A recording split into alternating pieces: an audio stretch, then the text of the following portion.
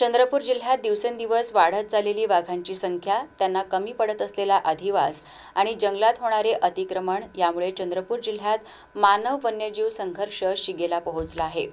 जिल्ह्यात मानव वन्यजीव संघर्षाने तीव्र रूप धारण केले आहे।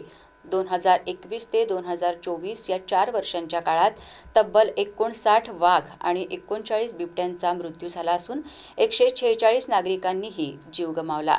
यामुळे वाघांच्या स्थलांतरणाची मागणी जोर धरू लागली आहे।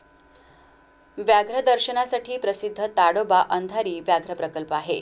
वाघ बिबट्यांच्या संवर्धन आणि वाढीसाठी आवश्यक जैवविविधता, वन पर्यावरण आणि अधिवास असल्याने वाघ आणि बिबट्यांची संख्या मोठ्या प्रमाणात वाढली आहे।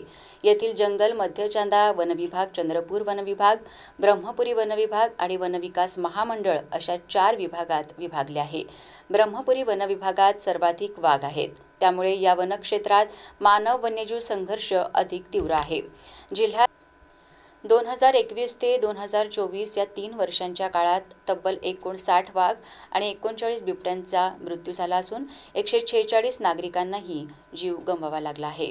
2021 मध्ये एकूण 12 वाघ आणि 13 बिबट्यांचा मृत्यू झाला होता।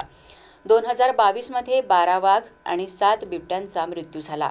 2023 मध्ये वाघ आणि बिबट्यांच्या मृत्यूंच्या संख्येत वाढ होत 27 वाघ आणि 14 बिबट्यांच्या मृत्यूची नोंद झाली। चालू वर्षात आतापर्यंत 8 वाघ आणि 5 बिबट्यांच्या मृत्यूची नोंद झाली आहे।